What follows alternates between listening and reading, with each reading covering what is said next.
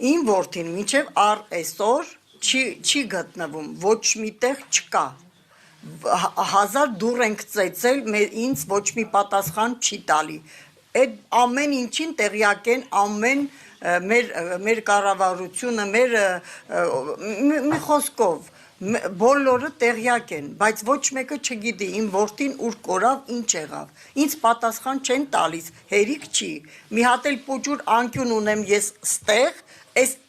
վատ պայմանների մեջ, այդ մի պուճուր անկյունն էլ են ուզում քանդեն, հիմա էլ անլույս, անմուտ, ես էլ իմ երեխուց հետո հիվանդացել եմ տարբեր տեսակի ինսուլտ եմ տարել, ինֆարկտ եմ տարել, ճնշում ունեմ, շաքար ունեմ, հիմա այս մարդիկ ասում են անլույսից դուրս արի, կառավարությունը որոշել է տենց, բա կառավարությունը մի օր չի հիշում, որ մենք ոնց ապրենք, ոնց անենք, ասեք իմանանք, այս երկրի